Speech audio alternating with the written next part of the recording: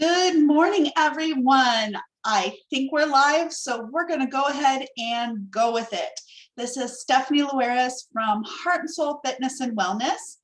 And if you're live with us on the live stream on Facebook, click into this Zoom room so that you can interact with me live and in real time.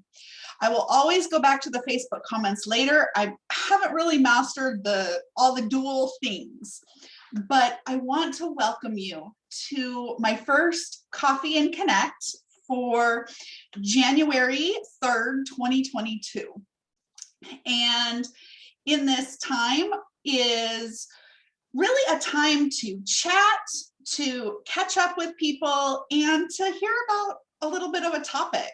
And so today's topic for January 3rd is New Year, Not New You.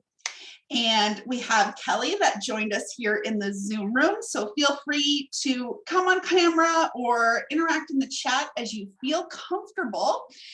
But I want to know from people, what is your perception of New Year's resolutions?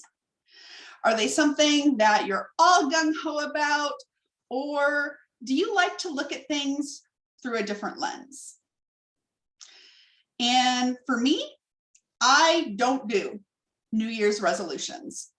It is not something that I have found to be something that is successful for me, as well as it's not something that I feel serves me. If you look at a lot of the different studies, there is anywhere between 8 to 10% of people that actually are successful with their New Year's resolutions. And so we start to look at then, what is it that makes New Year's resolutions something that's successful versus something else? Some people set a word for the year or an intention for all time, for the day, the month, the week, whatever that is that serves them. But really the way to be most successful is through habit change. Through looking at that lens of our long-term goals. Where do we want to be? How do we want to feel? And back that up into the very small pieces, the very small actions that we can take that move us closer to that mark. And one of the books that I really enjoy is James Clear's Atomic Habits. And I will put a link for that in the chat when I'm done so that you have a quick way to look at it. If you haven't seen this book, it's on Audible too, and probably other audiobook sources. If you're not a hands-on book kind of reader, they do have an ebook version as well. But really, the bottom line is coming down to small habits that can be increased over and over and over again, because the more we take the smallest thing and build on it, that's where we see that snowball result of having a whole lot of different results and that massive change over time. So here's an example. You have somebody that comes in and says, I want to lose 20 pounds. Something I hear very often being in my space as a personal trainer and fitness nutrition specialist is someone's goal is weight loss. But is weight loss really the goal, or is it how they want to feel in their body? So we start to look at a lot of different questions around that. The very first being, why do you want to lose 20 pounds? Now I hear all kinds of things like, I want my clothes to fit better. I want to improve different medical conditions that I experience. I want to be able to get up off the floor if I fall? And that's an important one to think about. We'll come back to that one. And also, I want to keep up with my kids or my grandkids. But when we dig deep into those bigger whys, we start to see different ways that we can feel better, that we can achieve our different goals. Things like strengthening, mobility, flexibility, changing the way we eat to foods that better serve us. Now, will weight loss be a byproduct of those actions? We can't guarantee that. But by working on those more specific small pieces of strengthening, of balance, of stability, of changing nutrition to really feel how we want to feel and that serves us well, we get the result of, I can now keep up with my kids and grandkids. I can feel great and look great in the clothes I want to wear, regardless of what the scale says. Kelly says here in the chat that I have set intentions going forward with the focus on getting more energy. That's a great goal because there's a lot of ways that can be broken down. You look at the ways that we gain energy, that we gain momentum, and in those areas, you can work on specific things. Just on an overarching umbrella, things like hydration, sleep, getting adequate nutrition are some of the 3 biggest things to help us with more energy. Now, I did say I'd come back to talk about the idea of getting off the ground. And this is a touchy subject for some people. I actually had a conversation with a family member that when I said a number of my clients have the goal of being able to get up off the ground if they fall, they were shocked to find out that that is not just the goal of people of a certain age.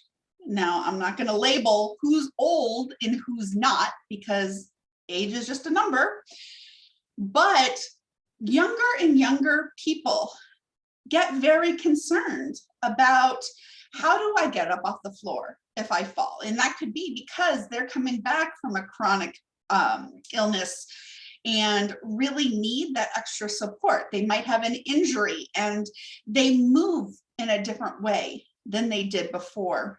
Other people have different abilities based on whatever that limitation that is real or perceived is, and they think, oh, maybe I can't do this, or maybe I need some help in doing this. Regardless of age, there's always something to be worked on.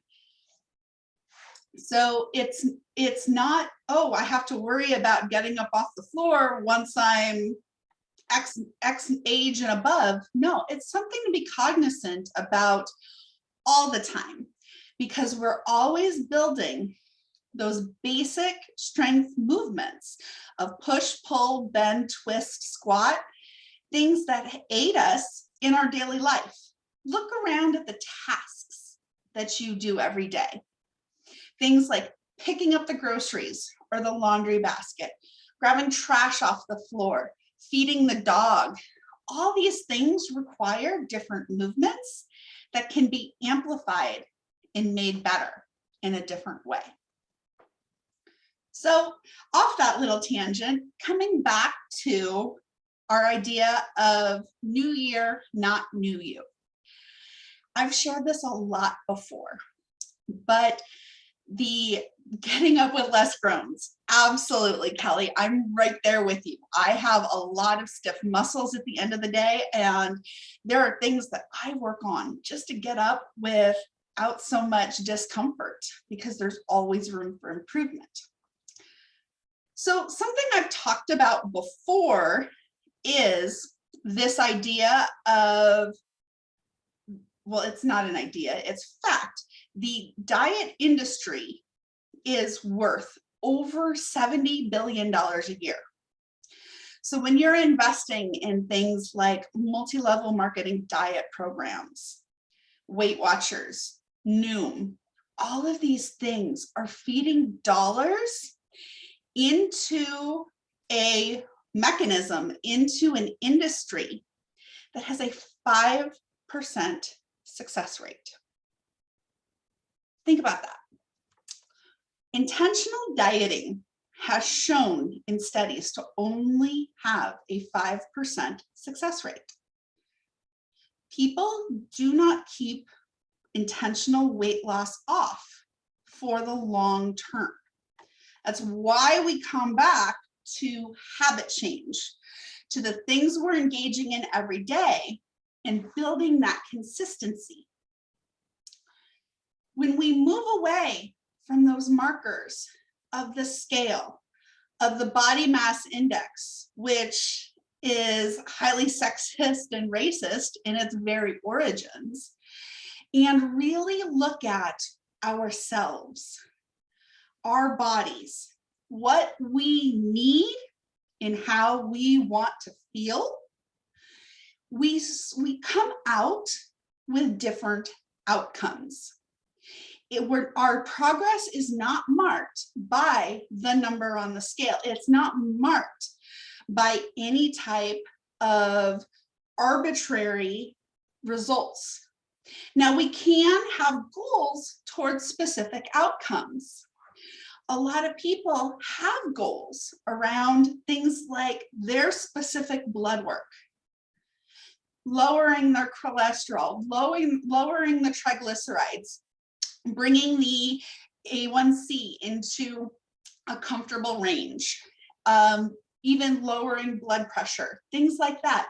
Could be even things like raising our iron and ferritin levels or different nutrients like vitamin B12, vitamin D, things like that.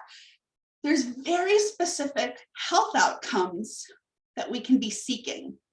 So in something like lowering our A1C or lowering that cholesterol or triglycerides, again, it's not going to come down to a restrictive diet. If you are pre-diabetic or diabetic, you do not have to go onto a sugar-free or low sugar restrictive diet. Do you want to be aware of your carbohydrate consumption? Absolutely. But it's something that we look at the carbohydrates you're eating. How are you consuming them? When are you consuming them? And what is your body's reaction to them? By just getting a diagnosis of diabetes or pre-diabetes, many people often jump to the extreme of, I have to live with a diabetic diet.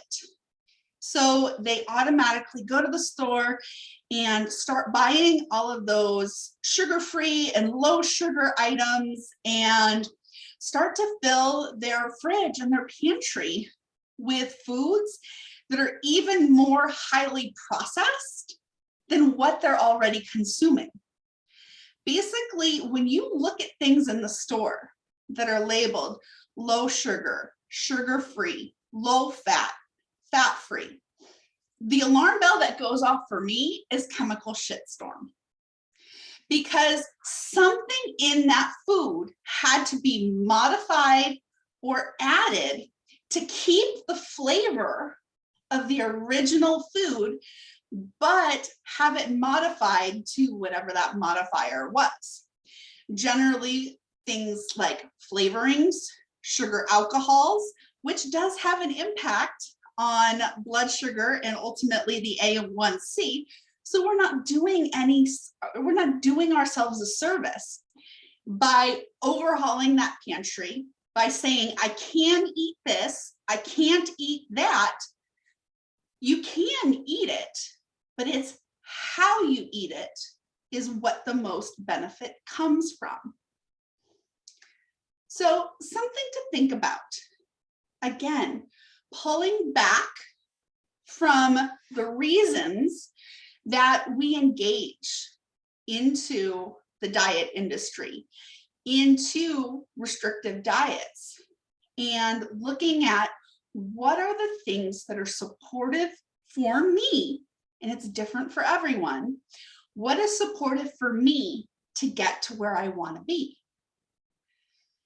You know, high blood pressure. It's not just eliminating salt from your diet. Yes, the American diet is very high in sodium. That's because of all of the processed foods we have, a lot of the eating out we do, but it's not just salt. It's not just that sodium we consume. It's our movement, it's our hydration, it's our stress level, it's our sleep level. All those things have an impact on hypertension.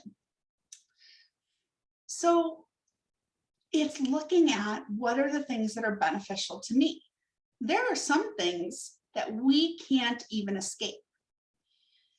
One of the things that always irritates me is the posts and memes on Facebook about, you know, somebody had a food that was really high in sugar content, and the comments come out that people are going to get diabetes.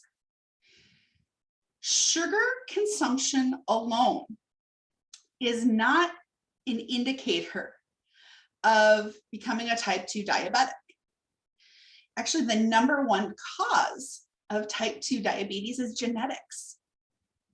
Now, does sugar and our consumption and how our body processes it play a part? Absolutely.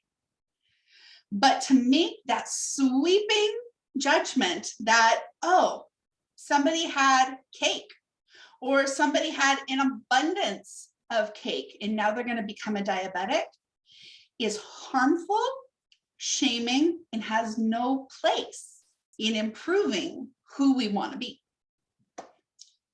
So there's some things to think about today in terms of really looking at the new year. Are you going to set that resolution in a way that's going to have you swing the other way come February or March? Or are you going to look at things a little bit closer? Ask yourself, how do I want to feel? What are the steps I can take to move closer to feeling that way? And start taking actions on building those specific habits. Also on my business page, which I will post in the comments on Facebook as well, this week, Monday through Saturday, I have posts coming up that go through the steps on how to really look at starting a new habit, cultivating a new habit. #1 today was that why we talked about.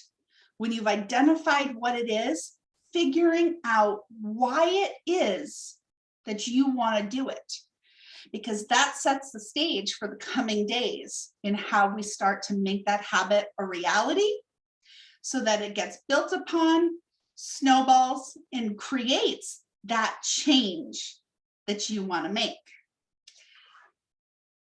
And with that, I am going to also put all of my contact information in the chat. We will be here every Monday at 10 a.m. Arizona time, so it will fluctuate for everybody but me come March when the time changes. I apologize for that, but y'all just need to get rid of daylight savings, sorry. Anyway, I will be here 10 a.m. every Monday, same Zoom link. I invite you to come on, to interact, and to share this with your friends so that they have an opportunity if there's a burning question or something that you really want to engage in around your health and wellness. Let's start the conversation, maybe get some resources out there and really look at what it means to change your life. So next week, our topic is going to be the danger of before and after. I got a lot to share on that. So again, I will put my contact information out there. Please reach out if you have questions or comments, and we will see you next time on Coffee and Connect.